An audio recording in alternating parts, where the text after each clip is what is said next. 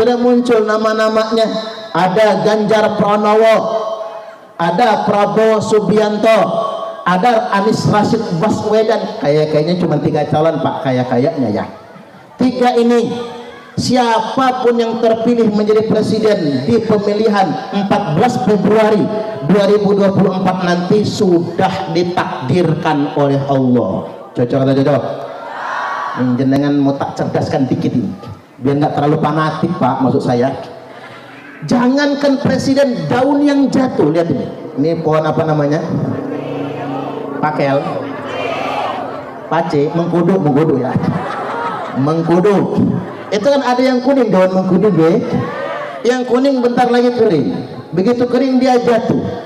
Daun yang jatuh pun sudah ditakdirkan oleh Allah. Tahunnya, bulannya, tanggalnya, harinya, jamnya, menit dan detiknya. Jangankan presiden, daun pun sudah ditakdirkan oleh Allah. Enggak serumit-rumit mikir Pak. Presiden terpilih di 2024 nanti, yakin, percayalah, sudah ditakdirkan oleh Allah. Cocok atau cocok? Puas nggak puas nggak? Walaupun kita nggak milih, yang ternyata yang menang bukan pilihan kita. Puas nggak puas, terima. Walaupun ngapura, karena ini bukan di dalam masjid, saya di luar masjid, saya tak kampanye dikit. Maunya saya yang jadi presiden. Wah, jeng jeng, teng teng teng. Presiden Suparman Abu Karim berkunjung ke desa Sidodadi Asri. Wah, keren. Kalau saya jadi presiden tak janji bawanya. Panjenengan warga Sidodadi Asri Pak ajak pengajian ke Istana Negara semua. Tak angkut nang Kalimantan langsung. Pak Kades saya jadikan Menteri Dalam Negeri. Gus Zamzami Menteri Agama. Kok saya jadi stres ya? Allahu Akbar. Maksud saya begini, saya tahulah jenengan ini, saya yakin sudah punya idolanya masing-masing. Gitu begitu? Sudah punya kecenderungan masing-masing. Terserah Bapak Ibu, sebagai warga negara yang baik, yuk tanggal 14 Februari datang ke TPS, jangan golput nggih. Datanglah ke TPS. Masalahnya kita pilih benar atau enggak, pas atau enggak itu bukan urusan kita, urusan Allah. Betul nggak kira-kira? Kita nggak bisa meraba hati orang. Pakailah hati nurani kita masing-masing dan akal sehat kita, yuk kita milih. Tapi walaupun beda pilihan mesti akur. Jangan maksakan maunya kita. Kalau maunya kita bisa dipaksa, ngapain orang yang jadi? Mending saya dong kalau bisa maksa.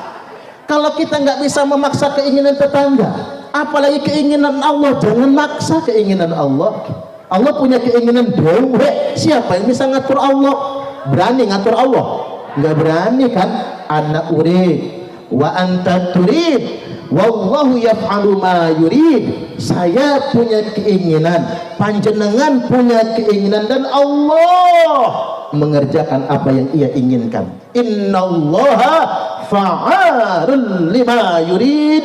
Karena sesungguhnya Allah Maha Kuasa untuk mengerjakan apa yang Dia inginkan. Jangan sekali-kali mengintervensi Tuhan, jangan sekali-kali memaksa Allah. Ini mau enggak, doanya kenceng banget. Ya Allah, mau menangkanlah calon presiden kami. Kalau tidak Engkau menangkan, siapa lagi akan menyembahmu ya Allah? Maksa. Ini orang Gusti Allah jadi paksanya. Payah orang politik itu, payah. Saking hawa nafsunya luar biasa. Hanya saja itu urusan kekuasaan, namanya kekuasaan Pak, sedemikian rupa. Makanya jangan nemen-nemen amat. Kita rakyat di bawah ini, siapapun presidennya, kita musuh dia atau tidak, itu tergantung ikhtiar kita masing-masing. Gini-gini.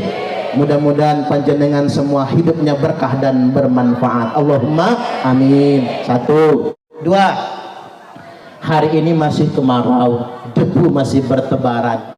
Berwasilah kita dengan ngaji kita hari ini, mudah-mudahan segera turun hujan. Allahumma amin. Amin ya rabbal alamin. Sumbang saran Bapak Ibu, nanti kalau hujan turun jangan lupa nggih, Jadi sekali lagi saya ulangi, sumbang saran kalau hujan pertama turun, menurut pendapat Imam Asy-Syafi'i rahimahullahu ta'ala, disunahkan mandi hujan. Karena hujan yang pertama setelah kemarau itu hujan berkah, hujan yang pertama kali diciptakan. Mandi hujan itu barokahnya banyak betul. Yang rezekinya seret dilonggarkan, yang rezekinya susah dimudahkan, yang banyak utang ke rentenir dilunaskan. Rentenir alias bank pelacit, yang kedoknya koperasi alias kuperasi.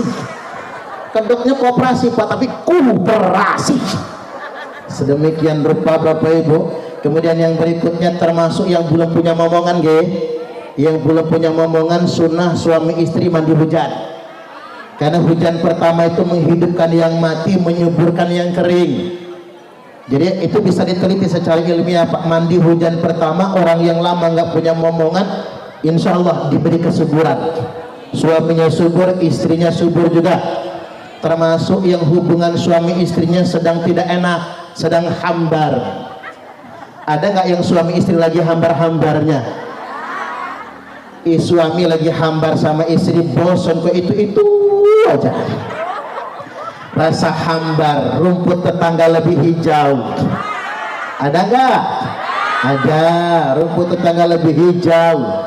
Sering tolak-tolak kemana-mana, istri di rumah diabaikan. Kasihan ibu-ibu banyak diabaikan, jablay jarang dibelai. Benar kalau kata orang di media sosial, jangan salahkan kopimu yang dingin karena dia pernah hangat namun engkau abaikan. Makanya ibu-ibu ini jangan diabaikan Pak, dingin nantinya, udah ada bahaya. Termasuk ibu-ibu yang sama suami sedang hambar Bu. Mengapa hambar? Sakit Pak Ustaz. Punya laki hidung belang, mata keranjang, udah hidungnya belang, matanya keranjangan, mana bajingan tengik lagi, saking tengiknya nggak enak lagi dimakan. Mau dibuang sayang, nggak dibuang menyakitkan. Ada nggak sih Bu? Yang mana orangnya? Tunjukin nama saya. Kalau di sini, nah itu mandi hujan Pak, mandi hujan. Mandi hujan, gandengan tangan, kayak anak-anak itu gak apa-apa, basah kuyup badannya. Nabi itu kalau mandi hujan setelah kemarau buka baju. Makanya ketahuan kan, Nabi buka baju keleknya warnanya putih. Nabi itu keleknya putih Pak. Hatta yurabayabu ibtoi, putih ketiaknya. Ibu-ibu putih gak sih Bu?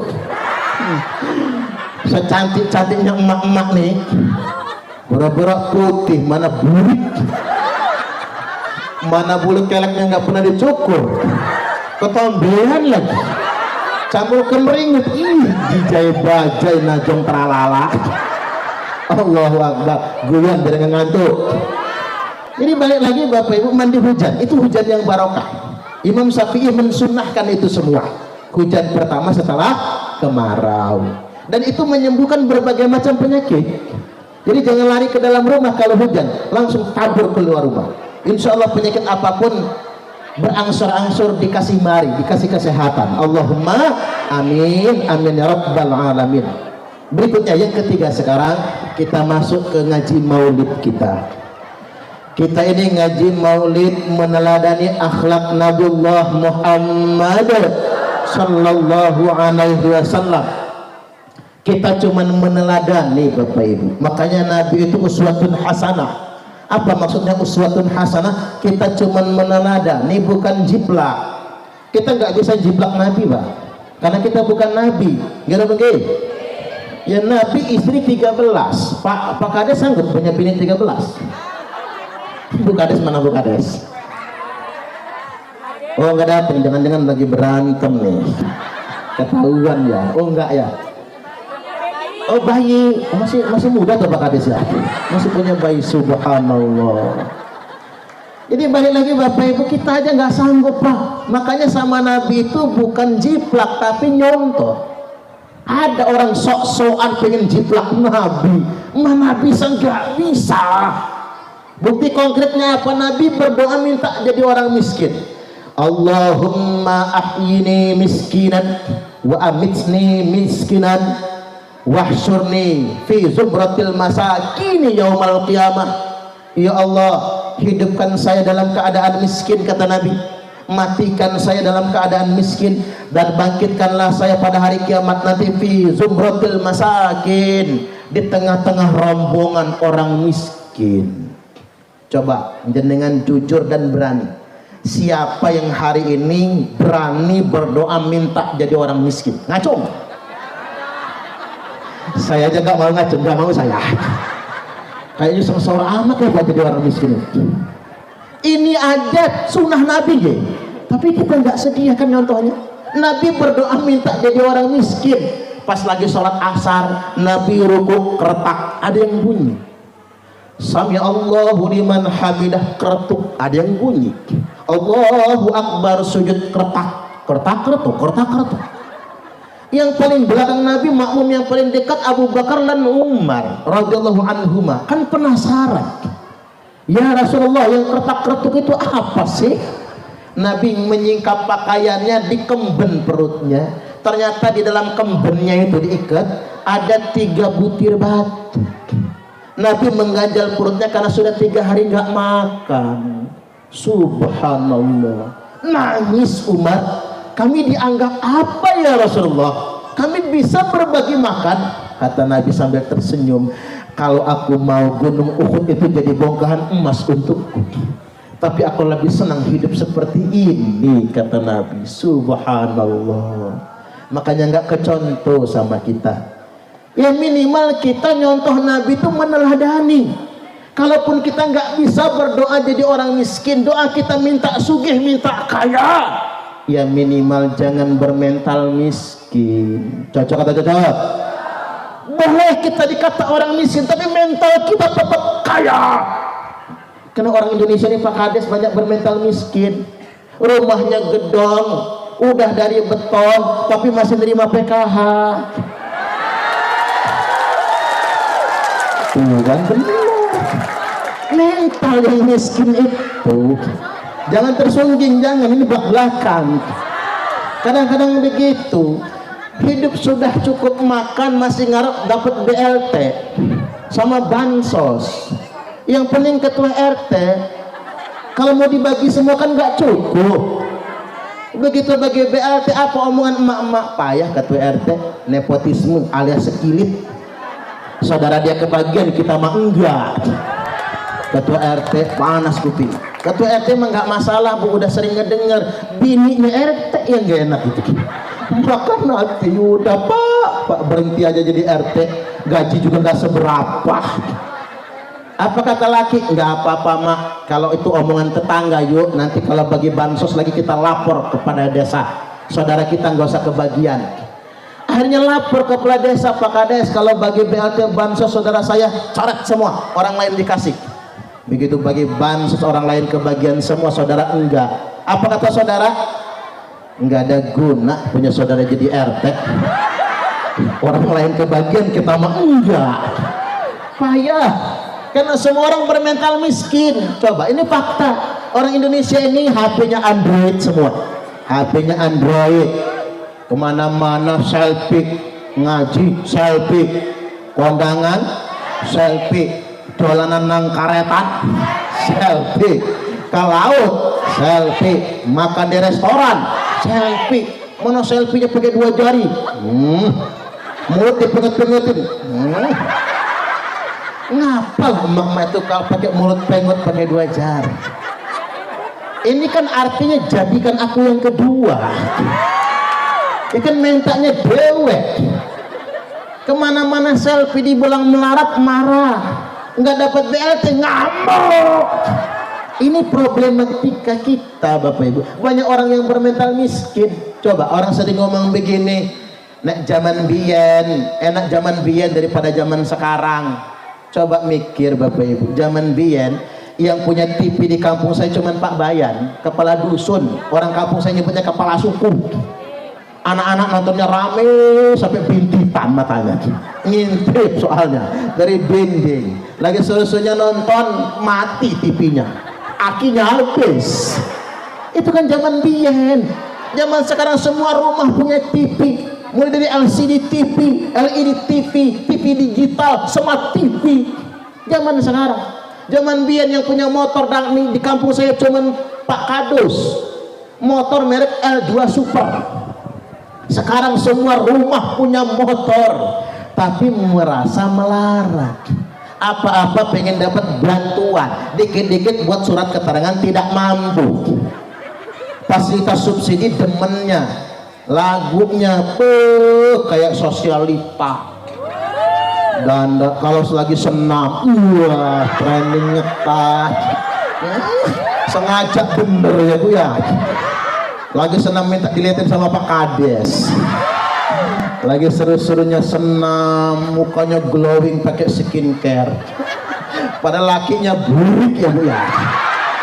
Udah burik lakinya gosong. Gimana nggak gosong, laki terjemur matahari, cari nafkah, kepala jadi kaki, kaki jadi kepala, badan campur tanah, tanah nempel di badan, gosong terbakar matahari.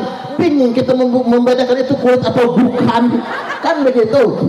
Nah bininya glowing pakai skincare, makin temennya pakai bahasa gaul, bestik. Gaya-gaya ibu sosialitas sekarang apa? Jeng, arisan nanti di mana Jeng? Di rumah Jeng Astuti. Oh ngono tuh Jeng. Jang ini yang suka jang itu. Coba masuk dapur, cari tabung yang warnanya hijau, ada tulisan warnanya putih, jatah rakyat miskin. Dia tahu diri mawas diri. Yang katanya ngaku sugih masih mau makan orang punya jatah orang miskin. Nah ini kita mulai sekarang yuk kita bermental kaya. Nggak bisa kita doa kayak Nabi minta miskin, minimal kita jangan bermental miskin, kita bermental kaya. Tangan di atas lebih baik daripada tangan di bawah. Cocok.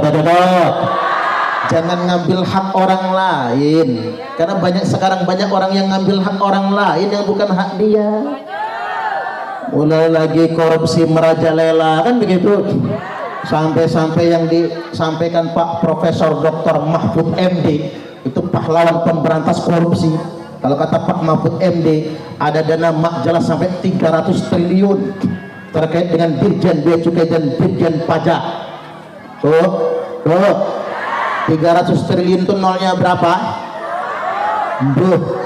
Diketik nang kalkulator kalkulator.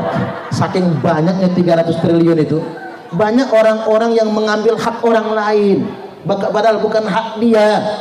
Makanya kalau kita nggak bisa berbagi dengan orang, minimal kita jangan ngambil hak orang lain. Walaupun sekarang ingin saya sampaikan Bapak Ibu, masalah bangsa kita akan lebih ringan kalau kita berbagi. Gini, tangan di atas lebih baik daripada tangan di bawah. Saya bukan ceramah buat jenengan aja loh Pak, buat saya juga. Karena begini Bapak Ibu, saya ditegur orang, Pak Ustadz, dakwah sebenarnya bukan di mimbar, bukan di panggung-panggung ceramah, tapi dakwah sebenarnya ada di tengah-tengah masyarakat yang lemah.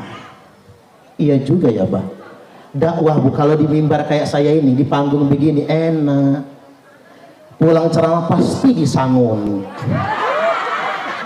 Saya percaya amplopnya sudah dilem. Seandainya oleh panitia dibuka lagi, itu ketahuan ditambahi isinya. Nggak mungkin dikurangi itu. Sudah dilem.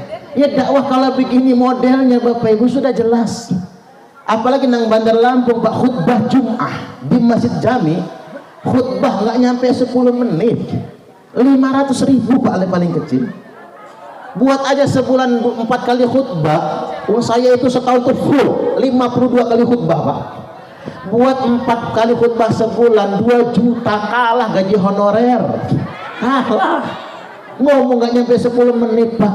Kalau dakwah sebenarnya di mimbar sudah jelas disangon. Nabi khutbah gak pernah diamplopi gini. Nabi ceramah gak pernah disangoni Pak. Dakwah sebenarnya ada di tengah-tengah masyarakat lemah.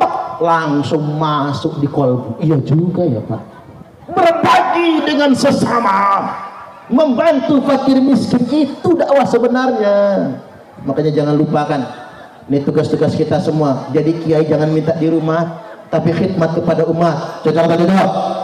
Beragama nggak boleh feodal, nggak ada warga agama kelas 1, nggak ada. Kita sama di hadapan Allah. Yang membedakan kita cuma ketakwaan. Nah, tugas para kiai untuk khidmat kepada umat, berbagi dengan sesama. Ada perkataan orang bijak begini, orang kaya bolak-balik umroh dengan alasan rindu rumah Allah, padahal Allah lebih rindu dengan orang kaya yang berbagi dengan fakir miskin. Cocok tak cocok? Tuh dengerin yang sugi-sugi. Udahlah Bapak Ibu, nek jenengan memang sugi jangan umrah saban tahun, sekali 2 kali aja cukup umrohnya. Coba kalau laki bini umroh 70 juta kan 2 orang, dibagiin sama tetangga, luar biasa. Bagiin sama kerabatnya yang susah, bagikan kepada fakir miskin.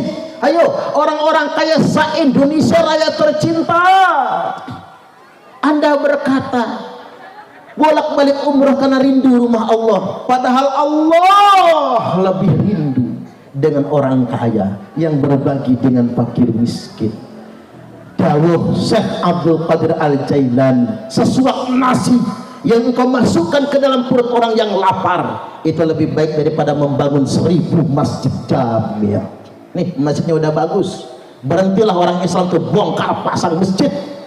Udah bagus bongkar, udah bagus pakai keramik ganti granit, udah bagus granitnya putih ganti ireng, gatel takmir masjid itu. Bongkar pasang masjid. Allah suka dengan orang yang membangun masjid, pahalanya gede. Tapi Allah nggak suka kalau kita hanya mempermewah masjid. Makanya Nabi bersabda, la taqumus sa'atu hatta yatabahan nasu fil masajid. Tidak terjadi hari kiamat sehingga kerja manusia cuman berlomba-lomba mempermewah masjid. Masjid nang Indonesia ini udah kebanyakan Pak. Jumlah masjid nang Indonesia ini 800.000 masjid. Banyak nggak? Banyak banget. Bandingkan sama Saudi Arabia, Arab Saudi jumlah masjidnya cuman 98.000. Arab Indonesia 800.000. Negara terbanyak kedua itu cuman India 300.000. 300 tuh bandingin sama 800.000. Jumlah masjid terbanyak di Indonesia ini Jawa Barat 58.000 masjid lebih, hampir 60.000. Yang nomor 2 Jawa Tengah, jumlah masjidnya 50.000 masjid lebih.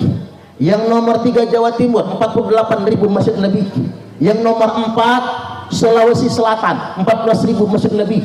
Yang nomor 5 Lampung 12.000 masjid lebih. Masjid megah-megah. Bikin masjid di Jawa Barat Al-Jabar pakai dana APBD 1 triliun. Padahal di Jawa Barat masih banyak anak SD gak kebeli sepatu, masih banyak anak sekolah nyeberang sungai nggak punya jembatan, masih banyak yang tidak bayar sekolah, nggak bisa bayar sahriah pondok pesantren. Bangun masjid sampai 1 triliun, nolnya 12, duit rakyat itu. Berhentilah orang Islam itu berlomba-lomba hanya mempermewah masjid Pak. Makanya saya juga heran ketika kita kehilangan kepedulian kita kepada sesama. Yuk kita peduli dengan sesama, karena sesuap nasi yang dimasukkan ke dalam perut orang yang lapar lebih baik daripada membangun 1000 masjid jami'. Coba kalau kita ngasih orang yang lapar, pagi nggak sarapan, siang keroncongan, sore kelaparan, malam ngaruh ada undangan kendurenan, ternyata di Sidodadi Asri ini yang mati juga belum ada. Kangen betul sama orang mati biar bisa besekan. Tiba-tiba Bapak Ibu jam 9 malam Pak Kades datang bawa beras 10 kilo, duit cepet, doa yang diijabah. Istri sudah mondong dari pagi, anak sudah meringkuk kelaparan, ngeliat temannya jajan celam-celam melendudak lepet. Sakit hati seorang suami Pak, merasa menjadi suami yang tak bertanggung jawab. Mengutang ke warung, utang kemarin masih nunggak belum dibayar. mau pinjam ke rentenir, emang lagi dikejar-kejar sama rentenir, mau minta sama tetangga, udah keseringan minta, tiba-tiba datang bawa beras 10 kilo duit 100.000, doa yang diijabah. Dia mengucap terima kasih sama Pak Kades. Nggak berhenti sampai di situ Pak, masuk kamar dia gelar sajadah, sujud dia nangis sejadik-jadiknya. Terima kasih ya Allah, Engkau sudah mengutus orang yang dermawan kepada kami. Tak henti-hentinya lisannya memuji Allah. Gara-gara kita berbagi, maka berbahagialah orang yang dermawan, karena Allah mengijabah doa-doa orang yang lemah melalui uluran tangannya. Cocok atau cocok? Yuk, mulai sekarang Pak, kita beragama jangan formalitas nggih. Ya enggak Bu? Beragama tuh yang beneran kayak gini nih. Kita bantu saudara, dibantu. Apa jadi miskin kita bantu orang? Kan enggak juga kan? Bapak-bapak nggak boleh pelit, ibu-ibu juga jangan medit. Ibu-ibu ini pelit nggak sih? Oh, dermawan. Cuman pesan sama Pak Kades, kalau nyantun janda jangan sendiri ya Bang. Minimal bawa Pak Sekdes, Pak RT, atau bawa istri Bang. Kalau enggak, masalahnya tuh bukan itu, kan normal saja nyantun rondo. Kata rondo anyaran, matur suwun Pak Kades. Pak Kades sudah baik sama kami. Ya nggak apa-apa Bu, ini tugas saya memang jadi Kades. Wah, pulang, bulan depan datang lagi. Ngasih lagi makasih Pak Kades. Pak Kades memang perhatian. Nggak kayak Pak RT itu cuek sama kamu. Mulai dibanding-bandingkan. Padahal kata Padel Prayogo, ojo dibanding-bandingin. Bulan depan datang lagi, subhanallah. Pak Kades ingat kami terus. Coba kalau anak saya punya bapak kayak Pak Kades, jadi tuh jarak barang jadi. Kalau mau profesional ya harus ada pendampingnya, itu penting soalnya. Jadi yuk kita bangun kepedulian kita kepada sesama. Dikit lagi Bapak Ibu. Selanjutnya bicara tentang meneladani Nabi juga. Bagaimana akhlak Nabi? Akmalul mu'minina imanan ahsanuhum khuluqa wa khiyarukum linnisaihim khuluqa. Orang mukmin yang paling sempurna imannya adalah yang paling baik akhlaknya, dan yang terpilih di antara kalian semua yang paling baik akhlaknya dengan istrinya. Ini hadis yang mau saya kupas ini di bagian akhir, cuman minta waktu. Akmalul mu'minina imanan ahsanuhum khuluqa. Orang mukmin yang paling sempurna imannya adalah yang paling baik akhlaknya. Jadi ukuran istimewanya iman seseorang, ukuran tinggi imannya, tinggi ketakwaannya, bukan udeng-udengnya, bukan janggutnya walaupun tekan udel, bukan pula jubahnya, bukan karena jilbabnya yang nyengser di tanah, bukan. Tapi ukuran keimanan itu akhlaknya. Saya juga ingin menyampaikan Pak, bukan juga keturunannya. Jangan membangga-banggakan nasab. Innallaha ta'ala qad adhaba ankum ubiyatal jahiliyah wa ta'adhubaha bi'abaiha. Sesungguhnya Allah telah menghapus dari kalian semua kesombongan jahiliyah, kebanggaan jahiliyah, yang mereka suka membangga-banggakan nasab, membangga-banggakan leluhurnya. Jangan membanggakan nasab. Mentang-mentang darahnya biru, darahnya hijau, Bu, panjenengan darahnya apa? Oh, merah, kirain hijau. Jangan, itu budaya jahiliyah Pak. Membangga-banggakan keturunan itu budaya jahiliyah.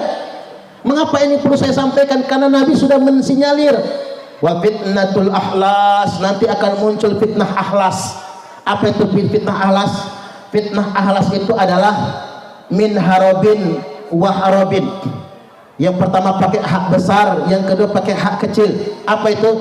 Fitnah pelarian dan peperangan, di mana ada satu masa di dunia internasional ini semua negara perang, yang kalah menjadi pengungsi dan pelarian, lalu dijadikan budak, yang menang kemudian menjajah.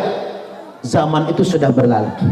Biasanya ada suatu masa di zaman kemarin-kemarin di mana dunia internasional semua merata perang. Dari perang tradisional sampai perang modern, perang dunia 1, perang dunia 2. Tapi kata Nabi, "Tsumma fitnatu sarra", lalu muncul fitnah zaman kemerdekaan, fitnah zaman sekarang, ujian zaman kemerdekaan. Apa itu ujian di zaman kemerdekaan? Dakhaluha min tahti qadama rajulin min ahli baiti. Fitnah itu akan muncul dari bawah kedua kaki laki-laki yang ngaku-ngaku ahli baitku, kata Nabi. Dia menyombong-nyombongkan ahli baitku. Dia nunjuk-nunjuk dirinya di dalam darah aneh nih, ada darah Nabi. Dia menyombongkan nasabku, kata Nabi. Dia membangga-banggakan sebagai ahli bait. Yaz'umu annahu minni, dia ngaku-ngaku di keturunanku, kata Nabi. Walaysa minni, padahal dia enggak pantas ngaku keturunanku.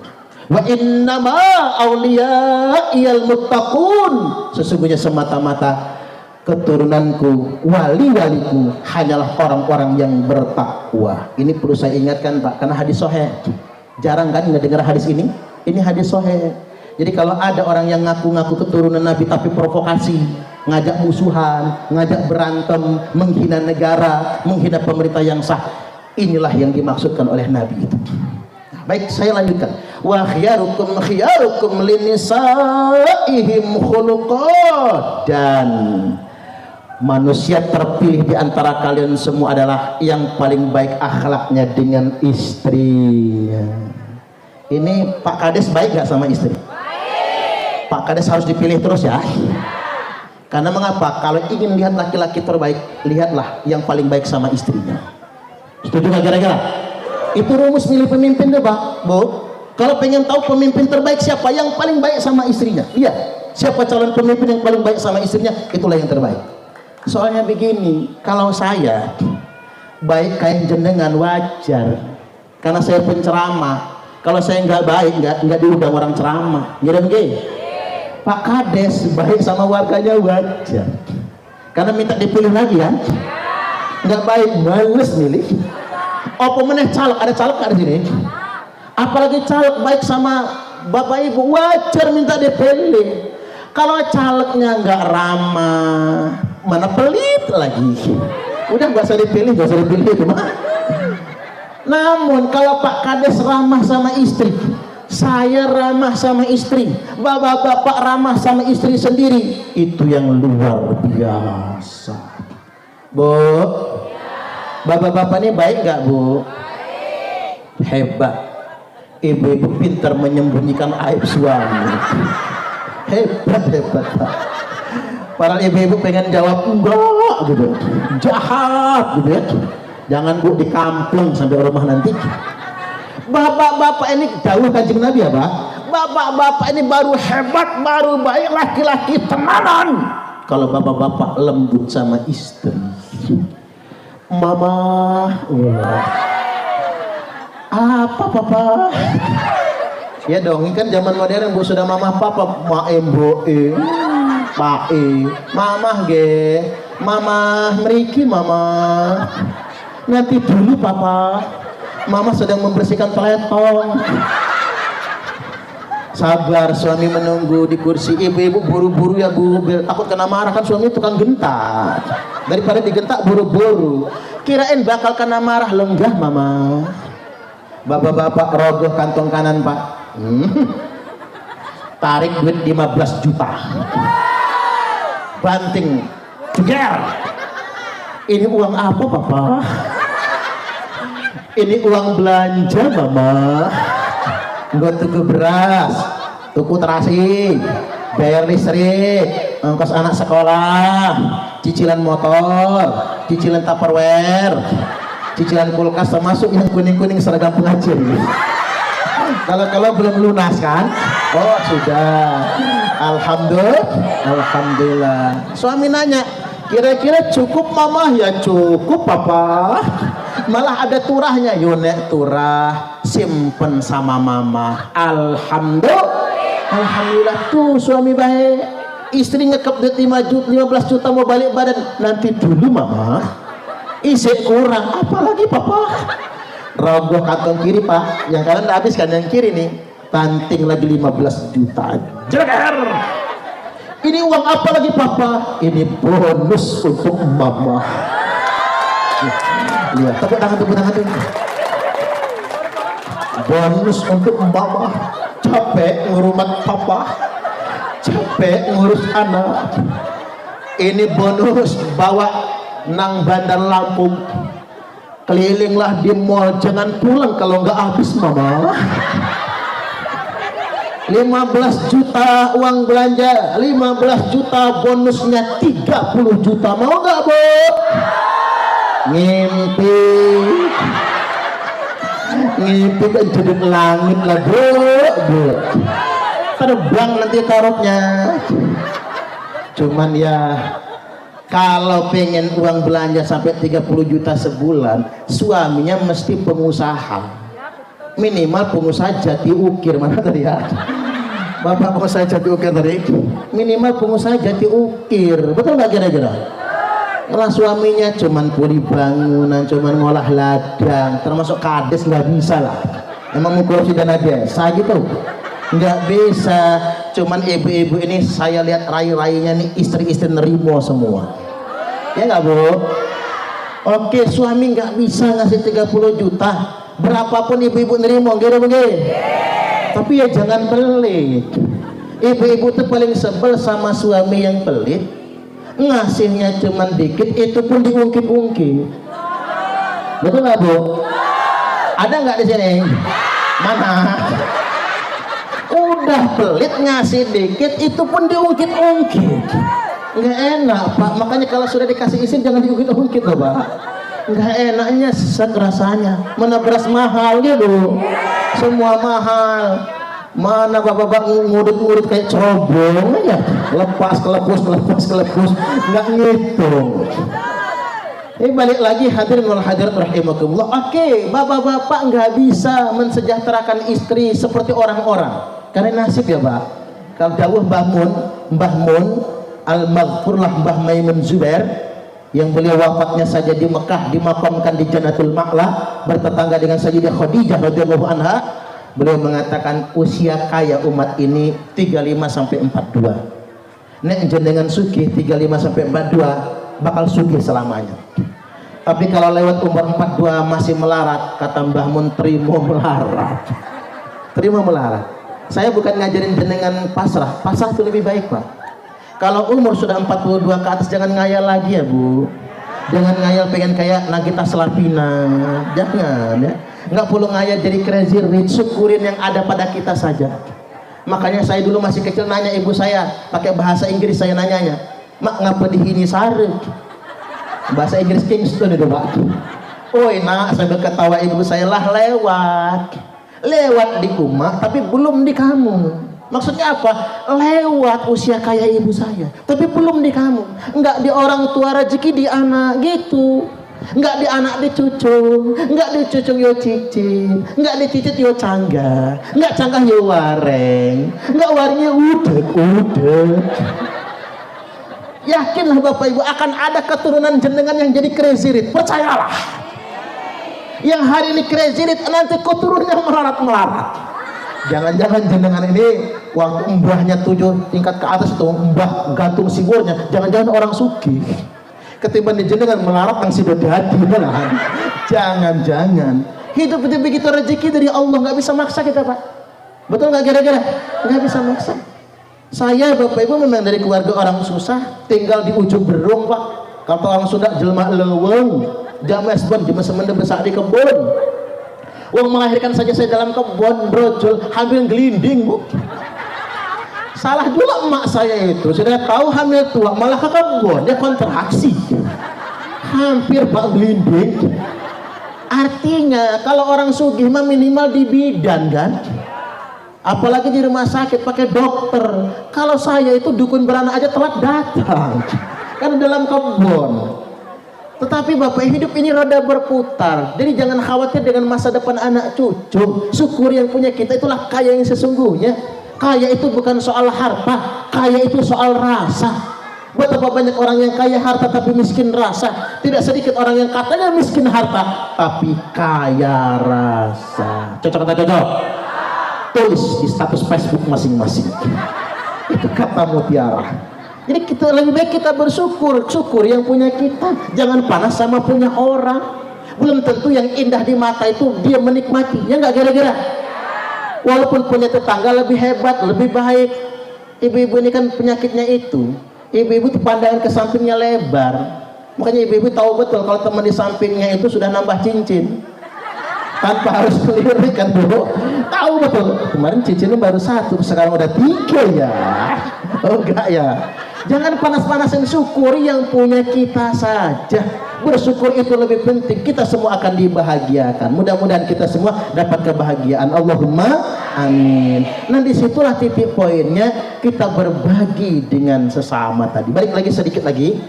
Jadi suami memperlakukan istri dengan baik. Minimal Pak, kalau nggak bisa mensejahterakan secara ekonomi, tutur kata itu jangan nyakitin. Betul nggak Bu? Kadang kenos ya Bu ya. Oh di sini kantung mata udah penuh sama air mata, udah nyakiti, manggilnya itu kasar ya Bu, kebul, masakanmu keasinan, betang-betang isinya udah gembrong, kayak dikasih baking powder. Contoh Nabi Pak manggil istrinya ya Humairah, wah yang kemerah-merahan. Ibu-ibu ini maulah dipanggil kemerah-merahan ya Bu ya. Kadang-kadang ibu-ibu dandan aja serba pink Pak, kerudung pink, kalambine pink, androknya pink, daleman ngaku dia ngaku, bedaknya pink, blush onnya pink, lipstiknya mana nyangkut di gigi lagi. Saya juga heran apalah ibu-ibu tuh kalau pakai lipstik kok nyangkut di gigi aja.